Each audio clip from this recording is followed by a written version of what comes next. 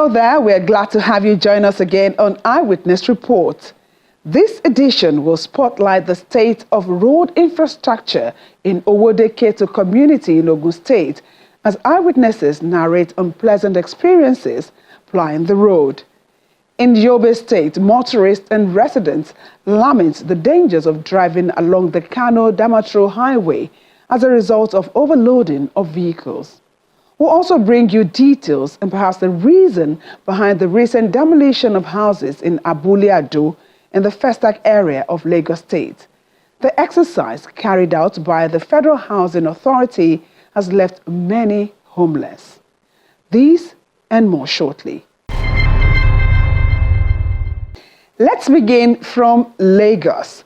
The pride of owning a home, especially in the Lagos metropolis, where housing is a major economic challenge, suddenly turned to despair for residents of Soba in Abule-Ado area of Lagos. We followed up on eyewitness pictures for details of the demolition by the Federal Housing Authority, as well as the reason behind the action. The presence of this earth-moving machine portends some difficult days ahead.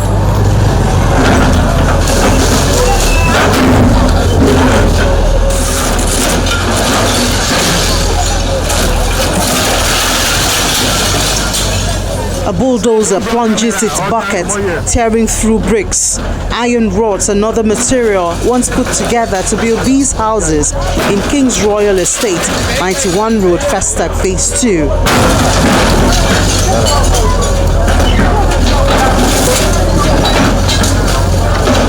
Coming on the heels of a directive from the Federal Housing Authority, the demolition team does not spare occupants the opportunity to move household items as a heavy-duty machine moves swiftly.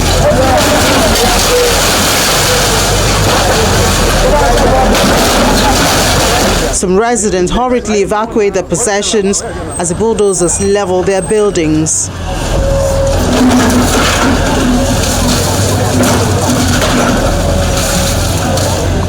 In a space of hours, several houses are brought down. Houses that were once eye-catching are suddenly reduced to rubble.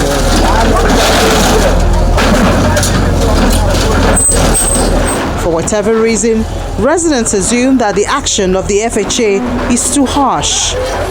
What happened was on Friday, we noticed there were some trucks that came in, and information was that they will bring out some houses that they want to map out routes, and due to the mapping of the roads, some houses will go, while some they need to adjust the meters. However, the information and the timing was actually very wrong. It was very bad because most of all these people were not given enough time to be able to pack their load. If you can see houses you're seeing, the ones they are bringing down now, we're just informed this morning that these houses are going down. And I think if government officials are meant to do things, they were meant to give a prior information and notice for people to be able to prepare themselves. Those who have properties should be able to remove whatever thing they can remove from their properties before destroying the properties.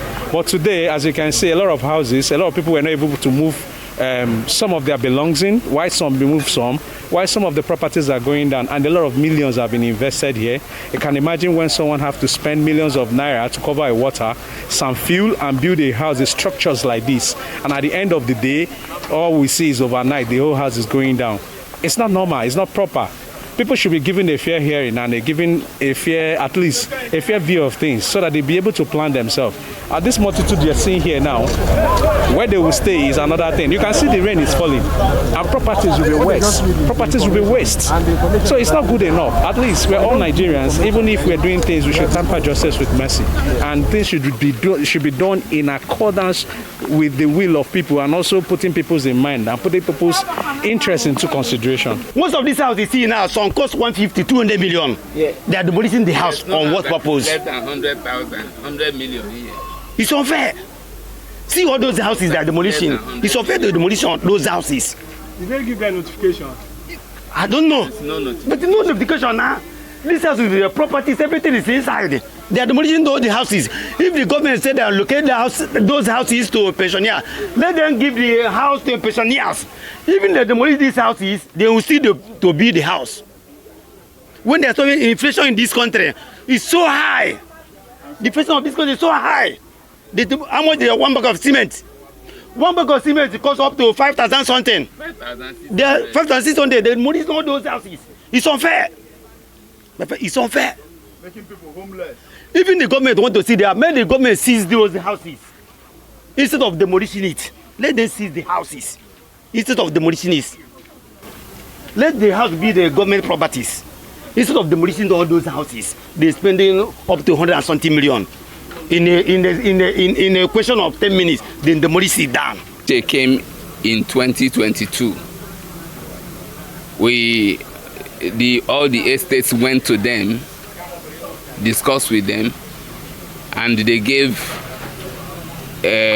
all the landlords contravention fee, how much to pay to rectify whatever be the problem. Then which people are complying, but to our surprise that today now they are coming for demolition in 2023, not even giving enough notice of this demolition, and people have been rendered homeless, both landlords and tenants. So that is, government should come to our aid. There's no C of O. The contravention, the FHA said that the land was bought illegally from the Omoniles. Fine. And that's why all the landlords asked them, what do we do to rectify this? They gave contravention. That contravention means that after paying the fees in the contravention, then they will give you the necessary allocation documents. The land will duly become your own. The management of the Federal Housing Authority calls a press conference to address some misconceptions arising from the demolition. While the agency owns up to the action, it however expresses shock over the numbers of houses claimed to have been allegedly demolished. But we had some people that say we have demolished about 600 houses or 300 or something like that. But we want to put the record very straight that the exercise we are doing at this moment, at the level of the demolition exercise, we want to put it very straight, the record very straight for the public to see to hear our own side of the story. So in total is 40 houses that so far that has been pulled down, and those are the people on the road and on the canal setback. These are the buildings we have pulled down. We have not gotten even up to 50. So the other ones are what we call partial demolition, because we told them that if that is the road in between within the estate, if it's not up to 10 meters, that if you go there, the last visit we did, that is on the 17th of November, when we did a press conference that we had a visit to the site. So we saw a road, some of the road is just 5 meters. That is without any drainage, nothing. And we told them earlier that all those things we are going to create some road that is to at least to a minimal standard. And our estate roads, anybody that's familiar with FHA, is always 15 meters in between. But what we now did for those areas, what we did was to reduce it to 10 meters. And what we did is just to put down their fences, and we asked them to shift their fence to their building, so that at least you can have 10 meters road, so that at least in an estate, in a decent estate, 2 vehicles can pass each other conveniently. At the end of the day, we have to also make some prosecution, because they all, apart from the fact that they came there illegally, there's no approval, no allocation letter, no approval whatsoever. The FHA also claims that notices were duly served to the affected property owners before embarking on the exercise. We did serve enough notice starting from 2001. For instance, 2021. For instance, we started this exercise in 2021 precisely November last 2021, where even some of the media houses also came. That exercise was covered. We had a press conference even before we embarked on the exercise. So, and after the exercise, we also did some stakeholder meeting, because when we did the exercise, there was a lot of outcry by the public, and the management of Federal Housing Authority, headed by Senator Benga Ashafa, said, okay, we should halt, and then so that we take proper inventory of what has actually gone wrong, and then we are mandated to carry out a built survey. That is the areas, and using aerial survey method. So we flew drone, and to that effect in April last year. Because when we stopped by November we started. So we were asked to stop to actually carry out, to know the extent of encroachment and the pattern of the encroachment. So we did the area survey for using a drone method, and we had all what has gone wrong. The as-built survey, we had it, and all the buildings that were affected. We had about almost 18,000 houses that were built illegally in those areas. And the MD and the management now said that it will not be right to put down all these houses, and that what we need to do is to carry out a redesign, that is town planning redesign layout, to accommodate as much as possible, so that they can go through verification and regularization. And we called a stakeholder meeting after the drone was flown, and we reported this to everybody, including all those people that were affected.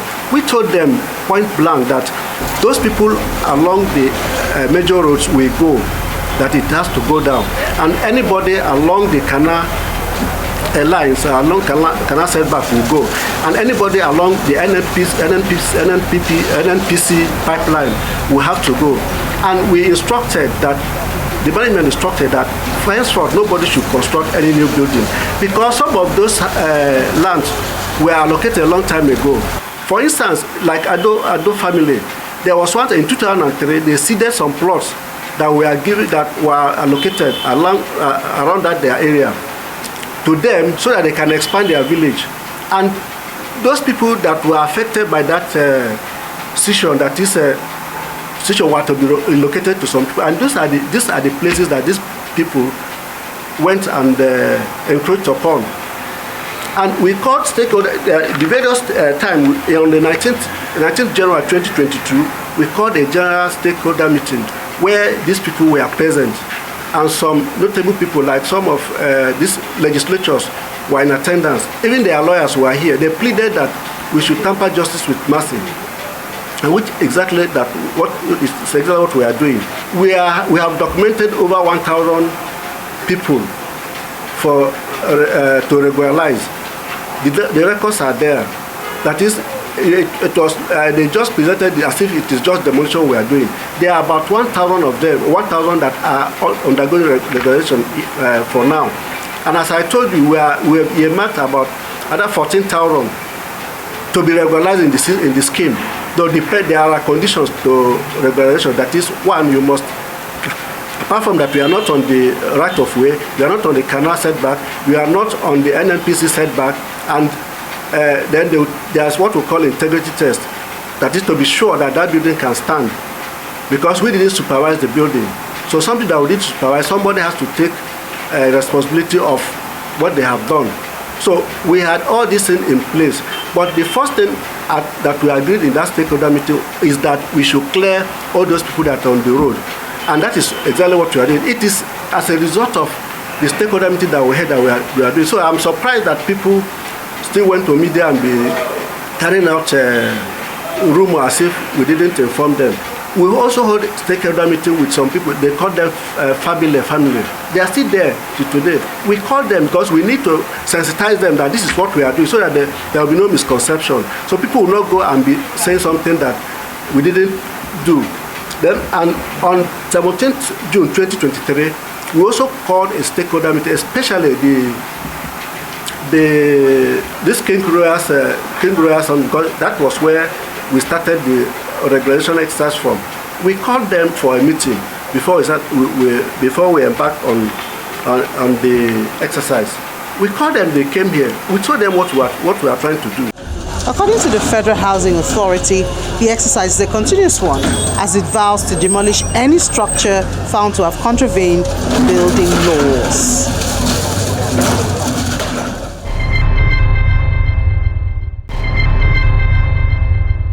Welcome back. Owode Ketu is seen as one of the leading food communities in Ogun State. But the state of the road in the area is nothing to cheer about.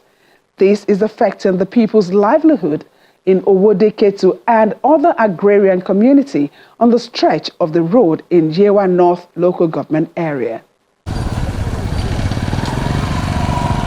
This 22-kilometer earth road is an important route for transporting food and other essential goods through Owode Ketu and several communities in Yewa North local government area of Ogun State.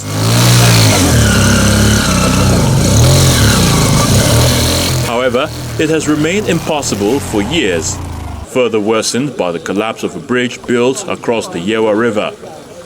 The result is obvious. The overflow of water impedes movement, especially during the rainy season. It usually paralyzes every economic life of this place, even socially, economically, even in other area. So once the rain comes like this, the place is no longer passage. That's why we are being impoverished. Because there will be no, when our people plant their crops, and when the rain comes, it will get spoiled because they will not be able to carry it to the market. No, as you can see it, as you can witness it, you can see that there was no road, no vehicle can pass through this place. So all their products will just be getting rotten and spoiled. The experience here so bad because we inherit this passage problem from our fathers. Long time ago, we have been facing this problem. Every year, at least 3 to 4 months in every year, we used to face this problem that we usually unable to get down to the market. People won't be able to come in, people won't be able to go out. It affects education, everything. The market, no more market. Before we have a market there, but now, because of this water, no more market. We are appealing to the government as usual. We have been doing that before. We used to appeal to government, the three-tier of government, local, state, and federal. We have been appealing to them to come to our aid to do this road for us. Because during the rainy season like this, the government officials, we have secondary school, we have many primary school there. People don't want to come to that place because of the road. So we want the government to do it for us. Access to health and other facilities are also hampered. 36-year-old Kazim says his child was born on the collapsed bridge while they were on the way to the hospital.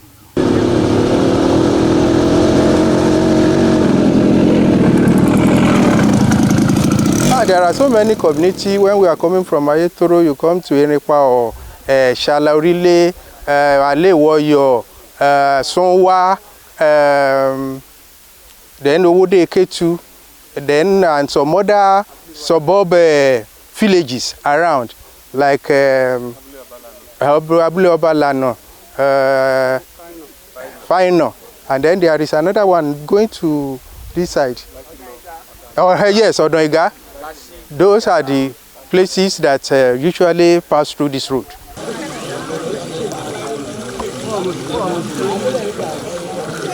Have been making the same request. Written application in the government offices, local, state, and so on. If you go there today, you get enough for the primary to read, for the secondary to read, for the university to read. If they are doing research on community development, we get our letters there, our requests. We've been on our bended knees. We are always on our bended knees, before government, after government, but this road has not been tarred. Immediately, rain starts after each year. This whole place is cut off from the rest of the world, and the road is important, not to Owodeke to alone, but to the whole Ogun State and Nigeria and beyond. So we want government, we are requesting government on our bended knees again to come to our aid by constructing a new bridge for us and tarring the road to join us with the rest of Nigeria.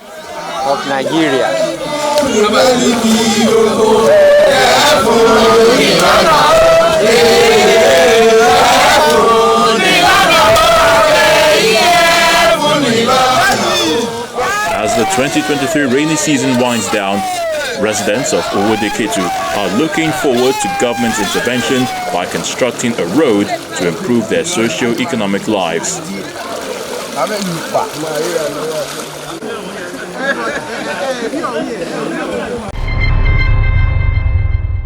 Road accidents caused by overloading of vehicles have reportedly increased in recent times in Kano State.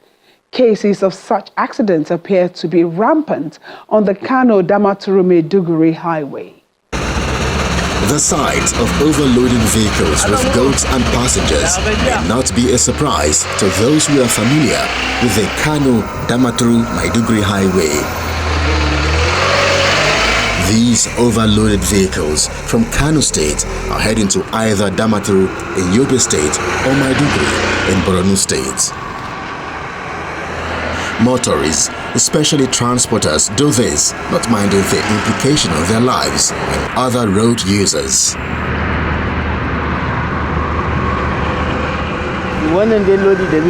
The hardship experienced these days prompted the overload.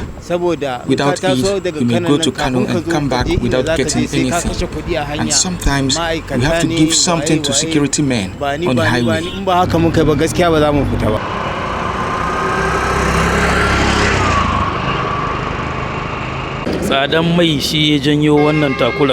The high cost of fuel is responsible. When you load goods, you hardly make profit.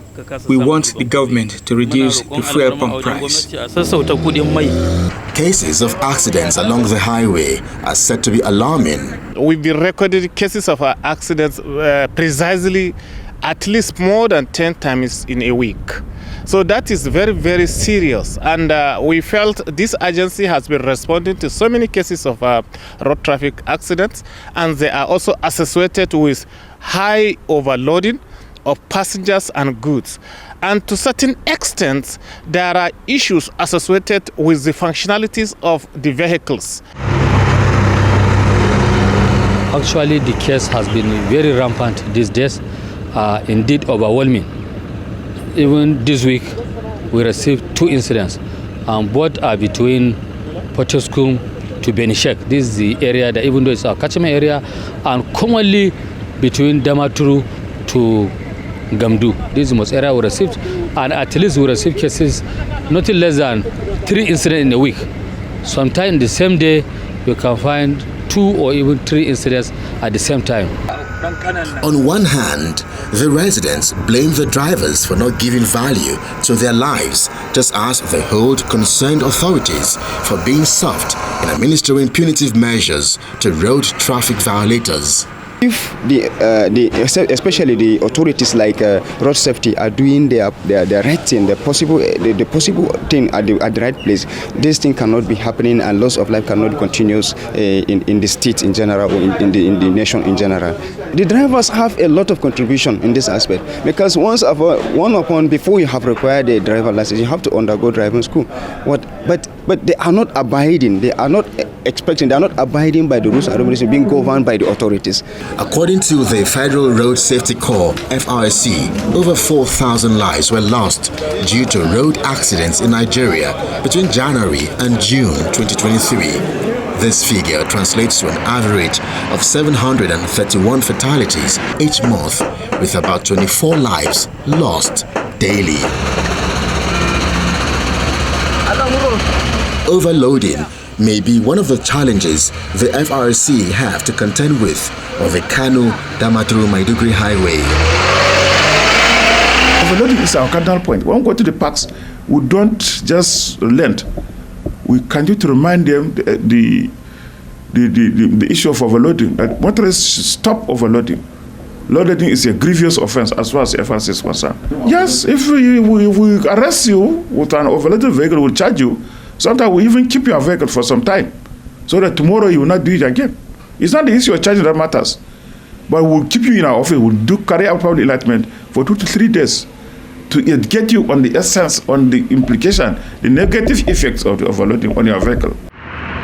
Stakeholders maintain that road accidents could be reduced to the barest minimum if both the government and road users indicate willingness to exercise their responsibilities.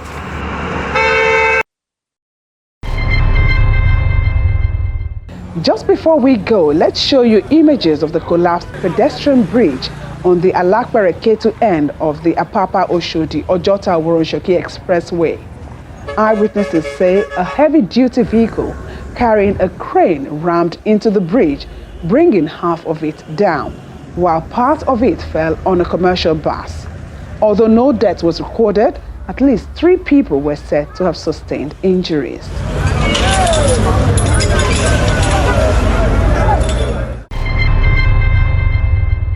Reports featured on this program are told from the pictures and videos captured by eyewitnesses in real-time events or situations that directly affect them or their neighborhood.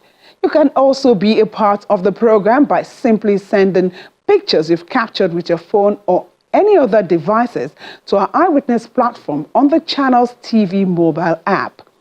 With your details left on the platform, we should be able to reach out to you and follow up on your story. That's it for this edition of the program. See you again, same time next week. I am Yomi Otaibi.